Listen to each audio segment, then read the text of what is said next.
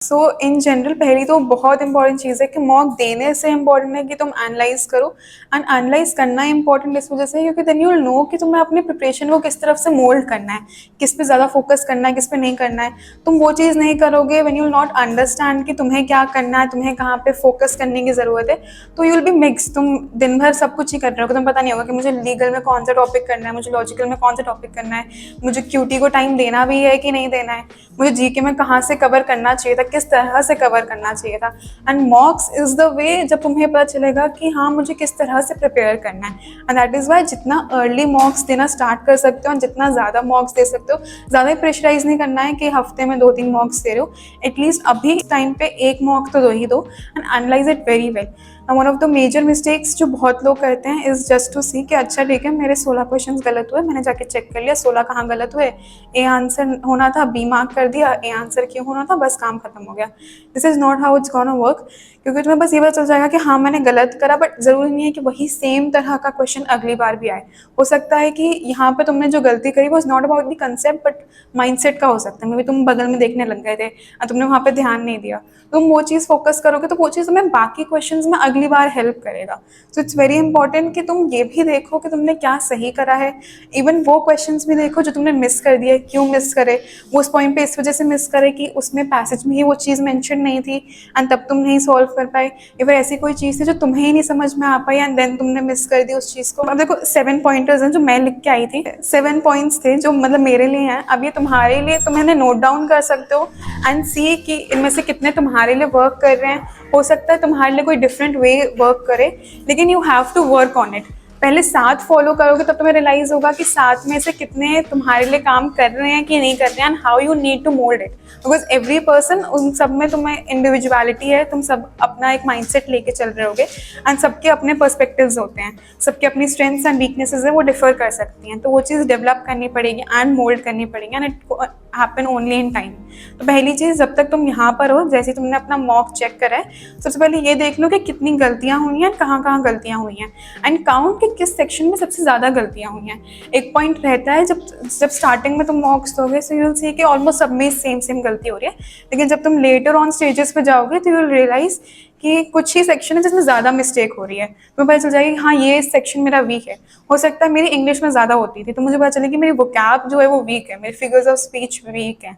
तो ये चीज़ तुम्हें एक पॉइंट पे देखनी, तो तुम मार्क करना शुरू करोगे, नंबर लिखोगे तब पता चलेगा ना, तो उस चीज़ को नोट करो। उसके बाद फिर जहाँ जहाँ गलती हुई है वहाँ देखो क्या गलती हुई है, कौन से हो सकता है कि तुमने मेन थीम वाले क्वेश्चन गलत करे हो तो पॉइंट आउट कि हाँ मेन थीम गलत करा। फिर उसके बाद देखो कि मैं रेफरेंस वाले क्वेश्चन गलत कर दे रही हूँ, मतलब जहाँ पे पैसेज से बोला गया है कि पैसेज से समझ के मार्क करना है, मैं वही चीज़ गलत कर दे रही हूँ। इसका मतलब कि मुझे पैसेज नहीं समझ में आ रहा है कि पैसेज कैसे पढ़ना था, तो मैंने वो गलती करी है, तो वो नोट डाउन करो।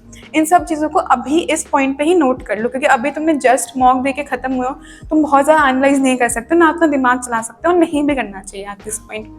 तो अभी बस नोट कर लो एंड यहाँ पे नोट कर लो and then you will have mentors, sir होंगे। तो अगर तुम्हें दिख रहा होगा कि हाँ 2-3 बार से सेम मिस्टेक हो रही है एंड ठीक नहीं हो रही है, तो बस जाके सर से पूछ लो कि सर ये दिक्कत है जो मुझे लग रहा है कि अभी मुझे नहीं समझ में आ पा रहा है कि कैसे सॉल्व करना है।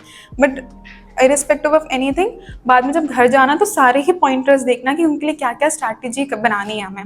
उसके बाद फिर एक बार ये देखना कि कहाँ पर एक कॉमन एलिमेंट दिख रहा है तुम्हें, कि गलती हर जगह ही हो रही है। हो सकता है तुम बहुत ज़्यादा रश में रीड कर रहे हो सारी चीज़, तुम पैनिक करने लग जा रहे हो बीच में एंड यू आर जस्ट ऊपर से सब कुछ रीड कर रहे हो एंड कुछ भी दिमाग में नहीं बैठ रहा है एंड तुम ये देख रहे हो कि तुम्हारे हर सेक्शन में हो रहा है, it's happening in logical, legal, English. तो उस चीज़ को लिखो कि हाँ ये कॉमन एलिमेंट है। हो सकता है कि तुम बहुत ही धीरे पढ़ रहे हो, कि तुमने बहुत टाइम लगा दिया हर पैसेज में, इतना टाइम लगा दिया कि तुमने जो पीछे पढ़ा था वो भूल ही गए, तो तुम्हें पूरा पैसेज भी नहीं समझ में आया, तुमने टाइम भी बहुत लगा दिया, तो वो भी हो सकता है। हो सकता है कि तुम क्वेश्चंस ढंग से नहीं पढ़ रहे हो, या फिर हो सकता है कि तुम जो कीवर्ड्स हैं आंसर्स में वो मिस कर दे रहे हो, क्योंकि कीवर्ड्स आंसर में बहुत मैटर करते हैं। तो वो देखो कि क्या कॉमन एलिमेंट है and you will find some common element जो कि तुम्हारे माइंडसेट से रिलेटेड होगा। हो सकता है तुम अभी यहाँ पे रियलाइज कर रहे होगे कि मैं बहुत स्लीपी फील कर रही थी, ये भी एक कॉमन एलिमेंट है जिसने तुम्हारा पूरा पेपर इफेक्ट करा है। तो ये सब चीज़ें नोट डाउन करो एंड मैं इसलिए नोट करने के लिए कह रही हूँ कि जब तुम नोट करते हो तुम्हें याद रहता है। जब तुम अगली बार मॉक दोगे ना तो उससे पहले एक बार बस गो थ्रू कर लेना, तो यू नो, तो तुम्हारे दिमाग में ना बना रहेगा कि हाँ पिछली बार भी ये गलतियाँ हुई थी, इस बार बार नहीं होनी चाहिए, वरना तुम अभी देख लोगे, पढ़ लोगे और छोड़ दोगे ना, अगली बार तुम्हें नहीं याद रहेगा कि ये गलतियाँ हुई थी, and you will restart from zero. So it's important कि तुम ग्रो कर रहे हो तो तुम एक पॉइंटर्स लिख के साथ में करो कि एक डेवलपमेंट भी तुम रीच करो। उसके बाद जब घर जाना, after relaxing a bit, try री रीडिंग द पैसेजेस जिसमें ज़्यादा गलतियाँ हो गई हैं। तो जैसे सपोज एक मेरा पैसेज था, उसमें 5 क्वेश्चंस थे, मेरे चारों के चारों ही गलत हो गए, तो it can be a reason कि मैंने पैसेज ही ढंग से नहीं पढ़ा है। क्योंकि अगर कंसेप्ट में दिक्कत होती तो 1 या 2 क्वेश्चन गलत होता ज़्यादा से ज़्यादा, लेकिन अगर चारों क्वेश्चन या पाँचों क्वेश्चन गलत हो गए, इसका मतलब पैसेज नहीं आया है समझ ढंग से। तो पैसेज दोबारा पढ़ो एंड अगेन अटेम्प्ट करने की कोशिश करो। अगर वो अटेम्प्ट हो जाते हैं, इसका मतलब पैसेज पढ़ने में ही दिक्कत थी। लेकिन अगर वो पैसेज पढ़ने के बाद भी वो चीज़ नहीं समझ में आ पा रही है, इसका मतलब या तो फिर कंसेप्ट नहीं समझ में आ रहा है, या फिर यू आर वेरी कंफ्यूज, आप बहुत ओवर एनालाइज कर रहे हो अपने ऑप्शंस के बीच में, एंड यू नॉट गेटिंग, आप समझ नहीं, आपको इंग्लिश नहीं समझ में आ रही है, तो यहाँ पे प्रॉब्लम हो सकती है। एंड ऑल्सो ट्राई कि जो अब जिस पैसेज में आपके मोस्ट ऑफ द आंसर सही हुए हैं, उसमें देखो कि उन 2 पैसेज में डिफरेंट क्या था। क्या वो ज़्यादा ईजी टू रीड था, क्या वो ऐसा टॉपिक था जो आपको आता था, एंड दूसरा वाला जिसमें गलती हुई वो ऐसा टॉपिक था जो आपको नहीं आता था। मोस्ट ऑफ द टाइम उसी टॉपिक्स में गलतियाँ होती हैं, जो टॉपिक्स आपको आ रहे होते हैं एंड जो ईजी होते हैं उसमें आप इतनी गलतियाँ नहीं कर रहे हो, तो वेरी ईजी टू अंडरस्टैंड होते हैं, आप जल्दी कर भी लेते हो, एंड उसमें गलतियाँ भी बहुत कम होती हैं। एंड ये करने के बाद एंड एक बार घर जाना ना, तो एक दिन लेना एंड ट्राई कि पूरा मॉक ढंग से देखो, जो चीज़ सही करिए, जो चीज़ गलत करिए, जो अनअटेम्प्ट करिए। बहुत पैसेजेस होंगे जो तुमने छोड़ दिए होंगे, जैसे कौन सी तुमसे नहीं हुई, तो उसको छोड़ ही मत देना कि अब तो नहीं कर रही हूँ मैं, उसका कंसेप्ट देखना एंड दोबारा वो पैसेज क्यूटी का सॉल्व करना। हो सकता है तुमने जीके का एक पैसेज पूरा छोड़ दिया, तुमने हिस्ट्री बोला कि हिस्ट्री नहीं आ रही थी, तो हिस्ट्री का पूरा टॉपिक जाके पढ़ लो एक बार कि कहाँ से था, 2-3 और चीज़ें उससे सीख लोगे एंड अटेम्प्ट इट दोबारा। That's how you gonna learn. वरना छोड़ दोगे तो हिस्ट्री का टॉपिक कभी ही नहीं कवर करोगे, एंड वो दोबारा टॉपिक आ जाएगा मॉक में एंड दोबारा तुमसे नहीं हो पाएगा। उसके बाद 5th पॉइंट है कि again write down the concept जहाँ तुम्हें फिर से लग रहा है कि तुम्हारी वीकनेस है।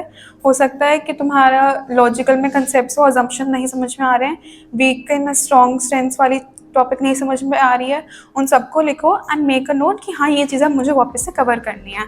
तुम दोबारा कंसेप्ट्स पे जाओगे, क्योंकि हो सकता है तुम्हारे कंसेप्ट्स ही ना क्लियर हो, वापस कंसेप्ट्स पे जाओ, 5 मिनट उसको दो, अच्छे से पढ़ो, यूट्यूब वीडियो कोई देख लो, चैट जीपीटी से देख लो, and go for practice questions. Practice questions के लिए बेस्ट होते हैं कि बस PYQs देखो उन सेम क्वेश्चन से रिलेटेड, PYQs देख लिया, उसके फिर कोई एक प्रैक्टिस टेस्ट बना लो, किसी भी कोचिंग का कहीं से भी ट्राई कर सकते हो, एंड ट्राई कि 1 घंटे तुमने उस टॉपिक को अच्छे से दिया, एंड अगेन गो एंड वो क्वेश्चन जो तुम मॉक में गलत करके आए थे सेम टॉपिक से, एंड सी वो हो रहा है कि नहीं हो रहा है। बिकॉज अब तब तो तुमने सीख ली हर चीज़, तुम जाके देखोगे ना एक बार कि मैंने सीखी है, तो उससे कुछ इफेक्ट पड़ भी रहा है कि नहीं पड़ रहा है। अगर वो अभी भी तुम सेम जगह पर ही हो, इसका मतलब प्रॉब्लम कुछ और है, फिर कुछ और ढूंढना पड़ेगा, मे बी कंसेप्ट प्रॉब्लम नहीं है, कहीं और प्रॉब्लम थी हमारी।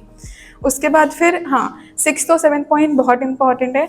हो सकता है तुम्हारे कंसेप्ट सब कुछ सही हो, लेकिन तुम्हारा माइंडसेट ही खराब हो, तुम्हारे दिमाग में तुम कुछ और सोच रहे हो एंड तुम वहाँ पे बहुत ज़्यादा दिमाग लगा रहे हो, तो यहाँ पे फोकस नहीं कर पा रहे हो, या फिर तुम्हें शायद ठंड लग रही हो, या तुम्हें गर्मी लग रही हो, या तुम्हें फीवर हो, या तुम्हारा सर दर्द हो रहा हो, कोई भी प्रॉब्लम हो सकती है, तो उसको भी नोट करो कि हाँ मुझे आज ये दिक्कत थी, मैंने आज ये चीज़ फील करी। हो सकता है कि तुम जैसे बहुत हरी में आए हो पेपर देने के लिए, मैंने बोला ना कि 5 मिनट पहले दिया करो अपने आप को पेपर में कि तुम शांति से बैठे हुए हो, अब वो चीज़ शायद ना हो पाई हो, तुम बस रश में आए हो, तुमने स्टार्ट कर दिया पेपर, तुम काम डाउन नहीं हो पाए थे, तो इस वजह से तुम्हारा माइंड सेटल नहीं हो पाया, तुम रश में ही पूरा पेपर कर रहे थे, तो वो एक इशू हो सकती है। अगली बार से मेक श्योर करना कि पहले आ रहे हो पेपर देने, या फिर अगर फीवर है तो ट्राई करना कि दवा लेके आ रहे हो, ये सब चीज़ें।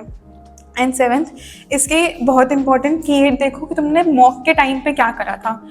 हो सकता है कि तुमने OMR नहीं फिल करी थी पूरी, तुमने OMR लास्ट में ही फिल करी, वहाँ गलती हो सकती है, उस चीज़ को लिखो क्योंकि मैंने OMR लास्ट में फिल करी तो मैं OMR पूरी फिल नहीं कर पाई, वहाँ दिक्कत आ गई।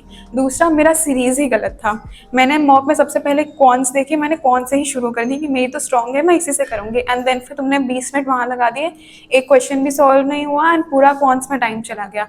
तो ये मैटर हो गया कि तुमने सीरीज़ ढंग से नहीं करा था, तुमने ओवरव्यू नहीं लिया था ढंग से टॉपिक का।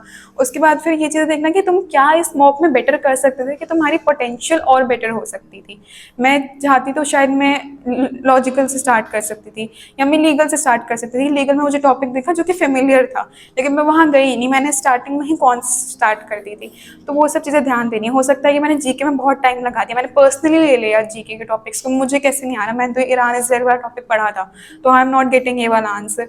तो वो चीज़ फिर नोट करना कि ये सब चीज़ें मुझे मॉक को पर्सनली नहीं लेना है, मुझे ओएमआर टाइम से फिल करना है, मुझे अपनी सीरीज़ अगली बार बेटर करनी है, मुझे अपने माइंड को सेटल करके मॉक देना है।